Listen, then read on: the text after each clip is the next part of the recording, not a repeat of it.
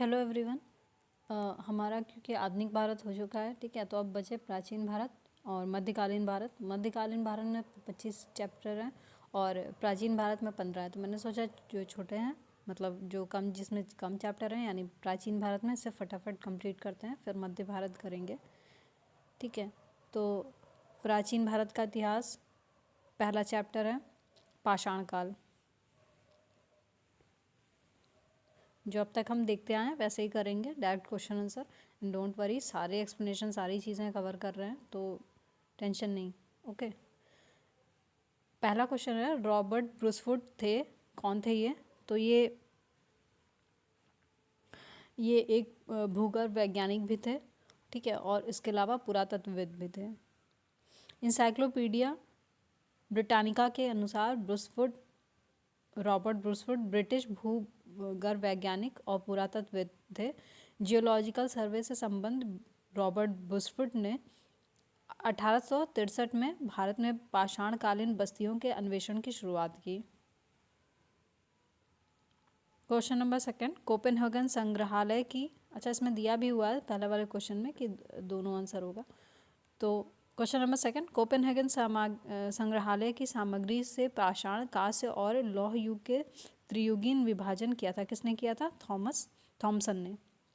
Denmark के Copenhagen संग्रहालय, Copenhagen कहाँ है? डेनमार्क में है। में 1818 और 1820 में एक आयोग की रिपोर्ट के अनुसार सामग्री के आधार पर पाषाण, कांस्य और लौह युग का त्रियुगीन विभाजन क्रिश्चियन जर्गेनसन थॉमसन ने किया था। यद्यपि थॉमसन ने 1836 में इसी वर्गीकरण के अनुसार संग्रहालय की वस्तुओं का विवरण प्रकाशित किया था। तो इसका त्रियुगी विभाजन किसने किया? थॉमसन ने। क्वेश्चन नंबर थर्ड, उत्खनित प्रमाणों के अनुसार पशुपालन का प्रारंभ कब हुआ था? तो मध्य पाषाण काल में हुआ था। देखिए, प्राचीन मतलब जो पहला पार्ट होगा ना इसमें, देखिए पहले मध्य पाषाण काल में हुआ था। तो मध्य पाषाण काल के अंतिम चरण में हर एक पार्ट को 3-3 भाग में डिवाइड किया गया है। पूरा वाले को, फिर मध्य को, फिर पश्चिम को, ऐसे करके किया गया है।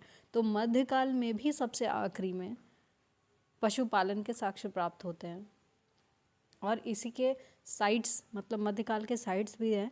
तो ऐसे पशुपालन के साक्ष्य कहाँ कहाँ मिले हैं? तो आदमगढ़ में मिले हैं, होशंगाबाद मध्य प्रदेश में है। जगह का नाम बहुत इंपॉर्टेंट हो जाता है, कम से कम ये पता होना चाहिए कि कौन से स्टेट में कौन सी जगह है। तो मध्य प्रदेश में कहाँ है? मध्य प्रदेश में कौन सी जगह है? आदमगढ़ है, ठीक है, होशंगाबाद में। और बागोर कहाँ पे है? भीलवाड़ा, राजस्थान। यहाँ से मध्य पाषाणकालीन साइड से पशुपालन के साक्ष्य मिले हैं। क्वेश्चन नंबर 4, मध्य पाषाण कालीन जो प्रसंग में पशुपालन के प्रमाण जहाँ मिले हैं, ठीक है, आदमगढ़ अभी हमने देखा। क्वेश्चन नंबर 5, निम्नलिखित में से किस स्थल से हड्डी के उपकरण प्राप्त हुए हैं? तो ये महदहा भी है और सहराय नाराय भी है, सहराय नाराय, ठीक है। मध्य पाषाण कालीन, देखिए ये कहाँ पे हो? उत्तर प्रदेश के प्रतापगढ़ जिले में स्थित है। कौन सा? महदहा। यहाँ से क्या प्राप्त हुआ है? हड्डी और सींग से निर्मित उपकरण प्राप्त हुए हैं।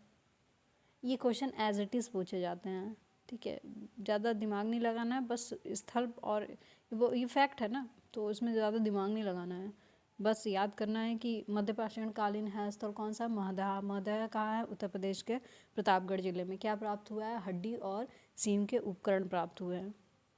GR शर्मा महदहा में, अब इनका नाम याद रखिए, GR शर्मा महदहा में 3 क्षेत्रों का उल्लेख करते हैं, जो झील के क्षेत्र, बूचड़खाना, संकुल क्षेत्र और कब्रिस्तान निवास क्षेत्र में बटा था।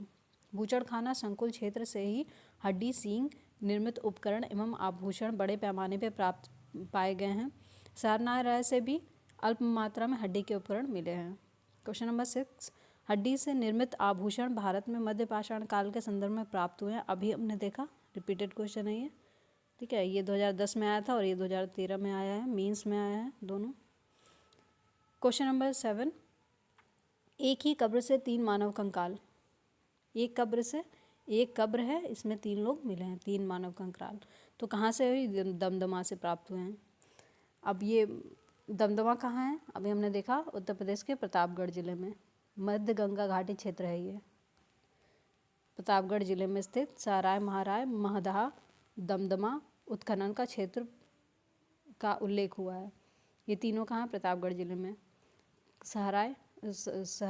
सराय नहराय महदहा दमदमा। ठीक, दमदमा में लगातार 5 वर्षों से किए गए उत्खनन के फलस्वरूप पश्चिमी और मध्यवर्ती क्षेत्रों में कुल मिलाकर 41 मानव शवाधान ज्ञात हुए हैं। कहाँ से? दमदमा से 41। इन शवाधानों में से 5 शवाधान युग्म शवाधान है। युग्म मतलब जोड़े में है, ये जोड़ा, इसी तरह ये जोड़ा, ठीक है। और एक शवाधान में 3 मानव कंकाल एक साथ दफनाए हुए हैं, और ये हुआ एक और, तो इसमें 3 लोग एक साथ जोड़े हैं। ठीक, ऐसे शवाधानों में एक एक कंकाल मिले हैं। क्वेश्चन नंबर 8,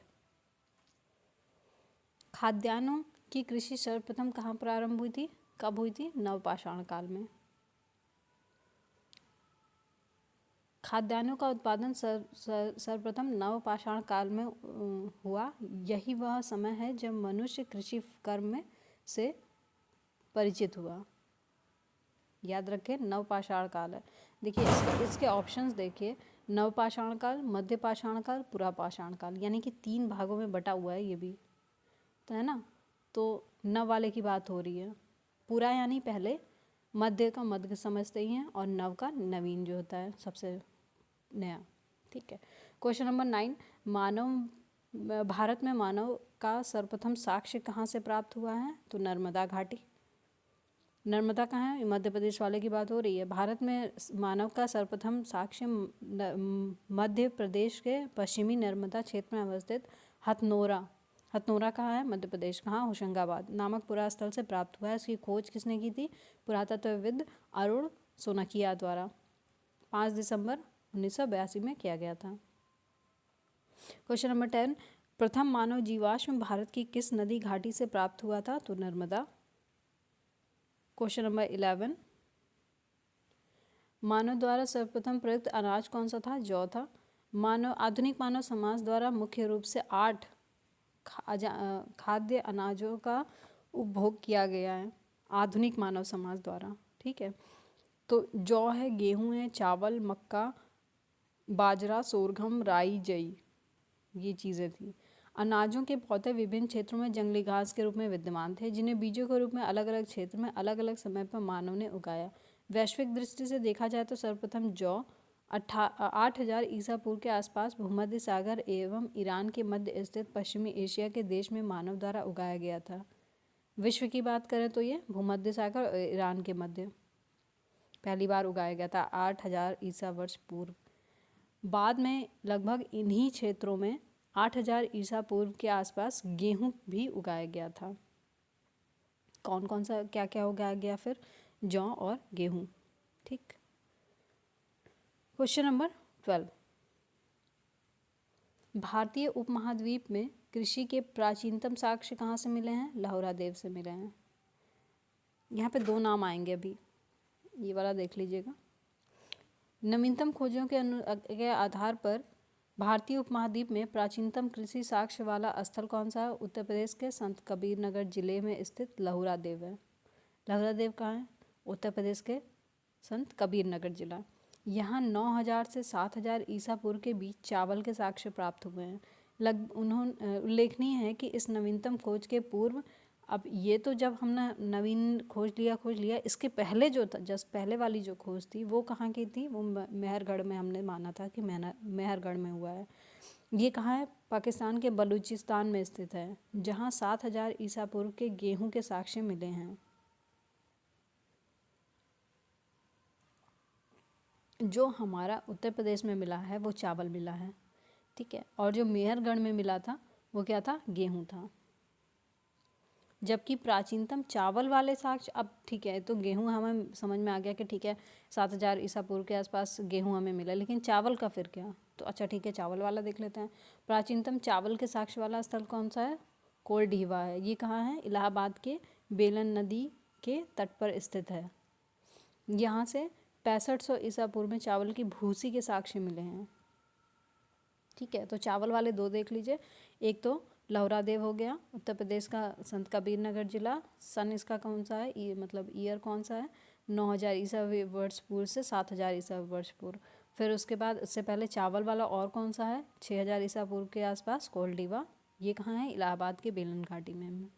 उपरोक्त संदर्भों में यदि विकल्प में लहुरा देव रहता है तो उपयुक्त विकल्प यही होगा कि लहुरा देव के विकल्प में ना होने की स्थिति में इसका उत्तर पूर्व की भांति होगा। मान लीजिए लहुरा देव नहीं है, ठीक है, तो पूछा कि कृषि के वाले साक्ष्य कौन से में होंगे, जो पहले था आंसर वही होगा। पहले कौन सा था, ये वाला होगा। जो कृषि के साक्ष्य पूछा है ना, तो मेहरगढ़ होगा। चावल पूछ लेता तो कौन सा होता, कोलडीबा होता। क्वेश्चन नंबर 13, भारतीय उपमहाद्वीप में कृषि की प्राचीनतम साक्ष्य फिर से देख लीजिए, ठीक है, मेहरगढ़। वही जो अभी हम बात कर रहे थे, जस्ट वही पूछा है ये। क्वेश्चन नंबर 14, भारतीय उपमहाद्वीप में कृषि की प्राचीनतम साक्ष्य कहाँ से प्राप्त हुए, मेहरगढ़। देखिए रिपीटेड हो रहे हैं कई साल में। क्वेश्चन नंबर 15, नवपाषाण युग में भारतीय उपमहाद्वीप के उत्तर पश्चिमी क्षेत्र में निम्नलिखित में से किस स्थान पर कृषि के अभ्युदय के प्रारंभिक प्रमाण प्राप्त हुए हैं, तो यह है मेहरगढ़। मेहरगढ़ कौन सी किस टाइम की साइट है, नवपाषाण काल की है।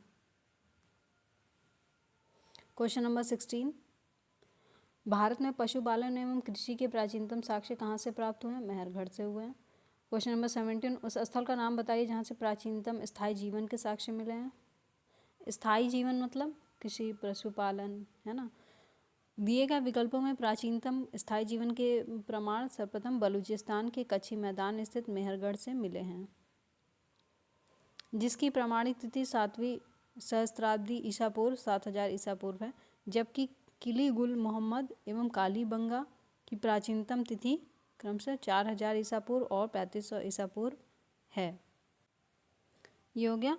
और क्वेश्चन नंबर 18 देख लीजिए, निम्नलिखित में से किन स्थानों से मध्य पाषाण काल में पशुपालन के प्रमाण मिलते हैं। अब ये मध्य पाषाण काल की बात कर रहा है, एक सेकेंड, मध्य पाषाण काल की बात कर रहा है, तो ये बागौर हो गया।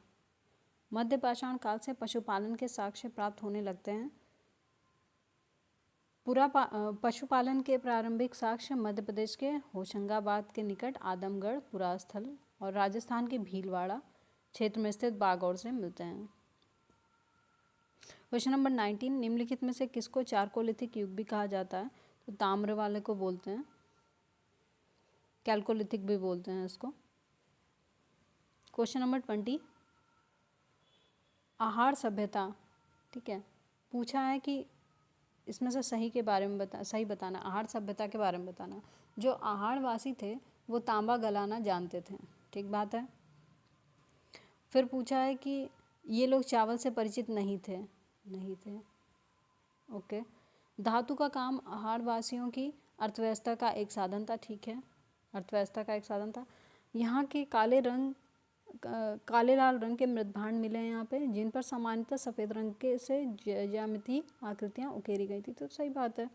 तो जो आहार संस्कृति है ये कहाँ थी, आहार संस्कृति कहाँ पे हुई है, यह है दक्षिण पूर्व राजस्थान में, ठीक है। ये एक प्रमुख ताम्र पाषाणिक संस्कृति स्थल है। आहार संस्कृति के लोग मूलतः कृषि एवं पशुपालक थे, कृषक थे, ये पशुपालक थे। वे गेहूँ जौ चावल से परिचित थे। आहार का एक अन्य नाम ताम्बवती, तांबा वाला स्थान भी मिलता है, जिससे सूचित होता है कि यहाँ तांबा बहुतायत में मिलता था। यहाँ के निवासी तांबे को गलाकर मनचाही वस्तुएं तैयार करते थे। धातु का काम आहारवासियों की अर्थव्यवस्था का एक प्रमुख साधन था। यहाँ से काले लाल रंग के मृदभांड यानी मिट्टी के बर्तन, जिन पर सामान्यतः सफ़ेद रंग की ज्यामितीय आकृतियाँ उकेरी गई हैं, ठीक है। क्वेश्चन नंबर 21, निम्न में से किस एक पुरास्थल से पाषाण संस्कृति से लेकर हड़प्पा सभ्यता तक के सांस्कृतिक अवशेष प्राप्त हुए हैं, तो वो मेहरगढ़ है।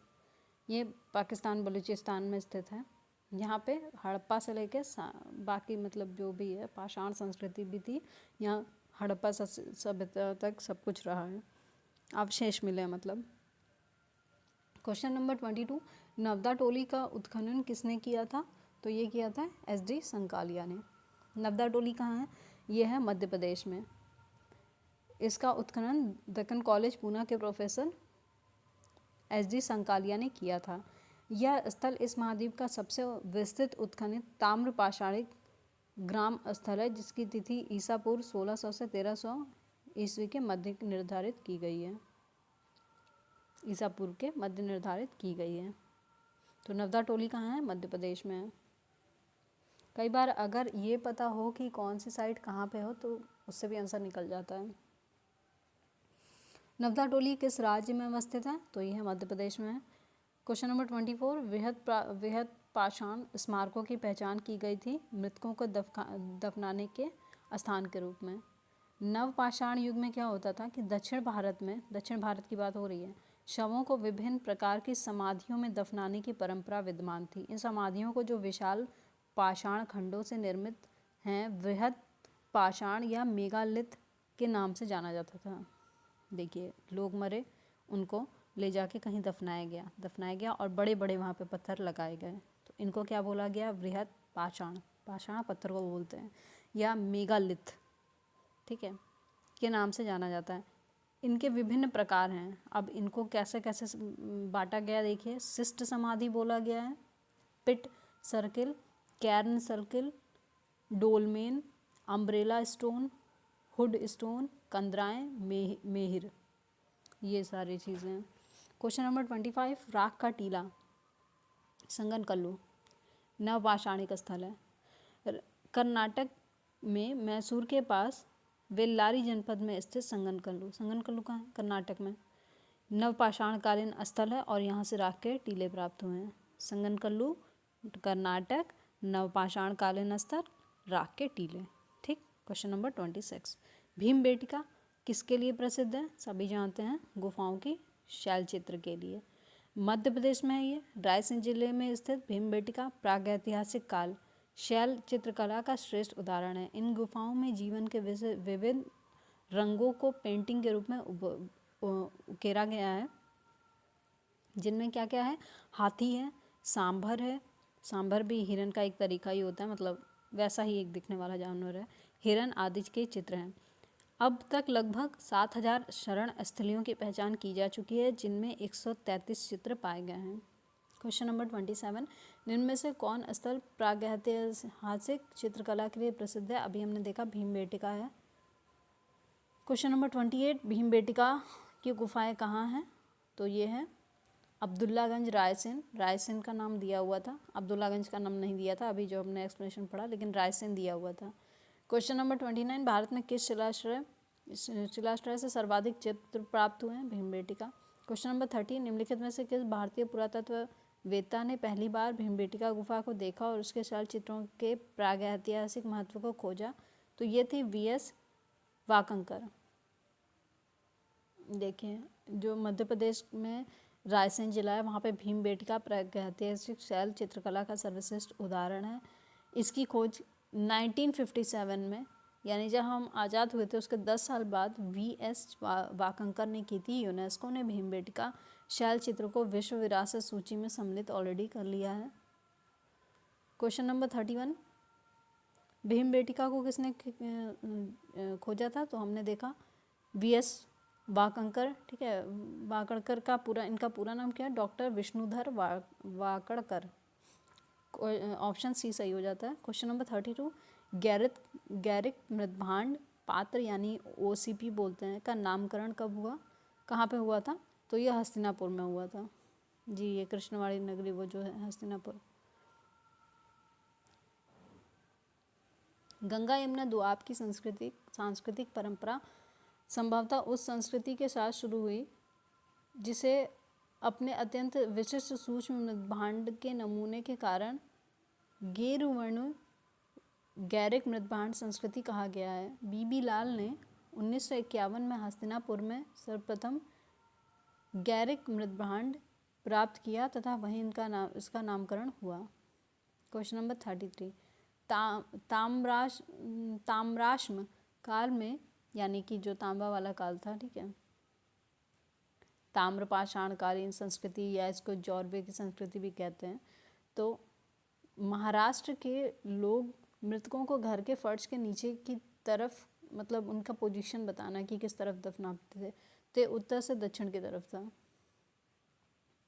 इसीलिए बोलते हैं कि दक्षिण में पैर करके नहीं सोना, मतलब इसीलिए नहीं है, रीज़न और भी बहुत सारे हैं हमारे। साइंटिफिक रीज़न है जो रियल है, मतलब बॉडी को बहुत इफेक्ट करते हैं, साइंटिफिक रीज़न है।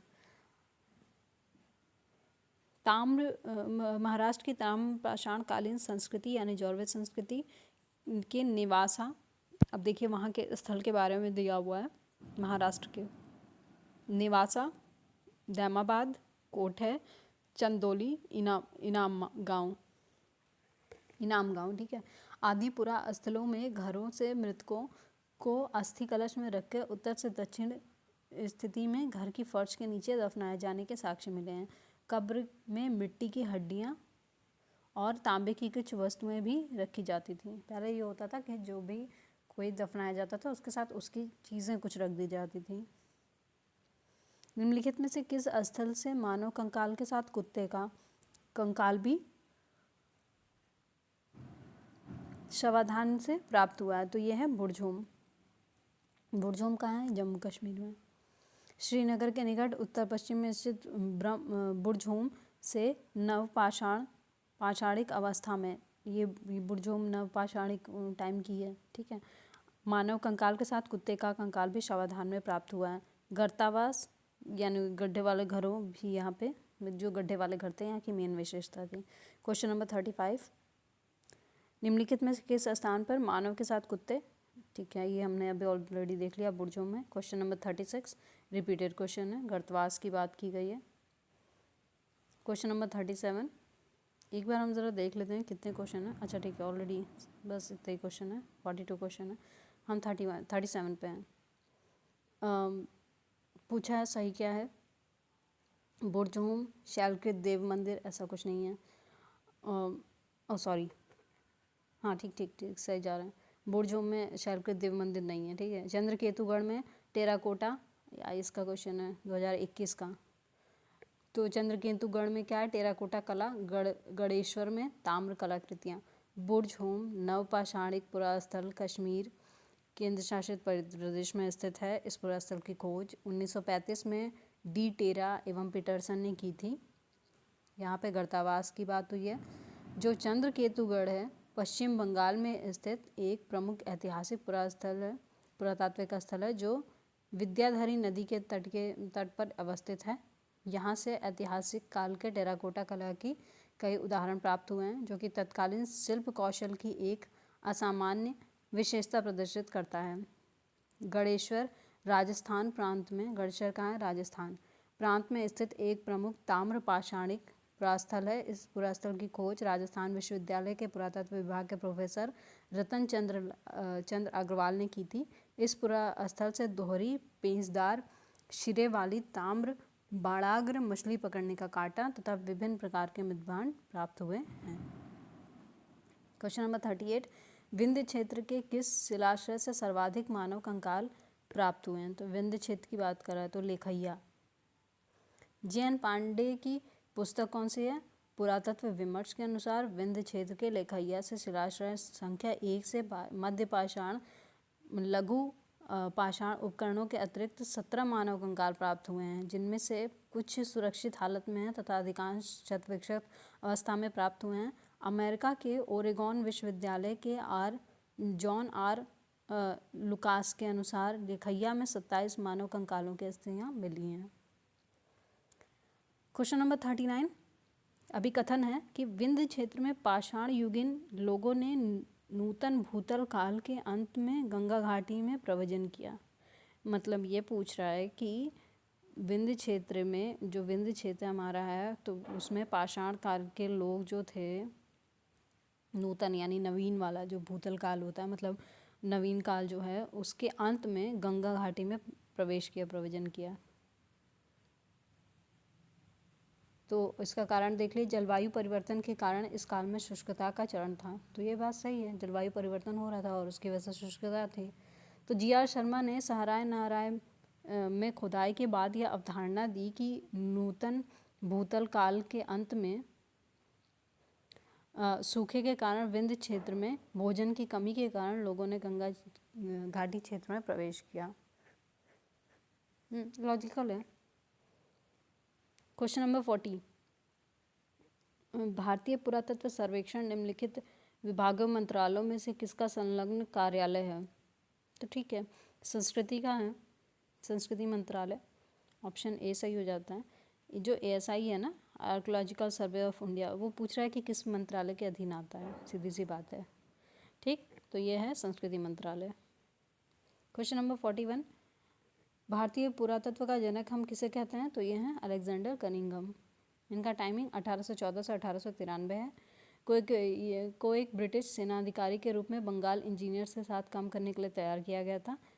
उन्हें ही भारतीय पुरातत्व के जनक के रूप में जाना जाता है। क्वेश्चन नंबर 42, राष्ट्रीय मानव संग्रहालय कहाँ पे अवस्थित है? तो ये भोपाल में अवस्थित है। राष्ट्रीय मानव संग्रहालय, जिसका नाम बदल के इंदिरा गांधी राष्ट्रीय मानव संग्रहालय कर दिया गया, भोपाल मध्य प्रदेश में स्थित है। भारत सरकार के संस्कृति विभाग के अंतर्गत स्वायत्त शासित संगठन है।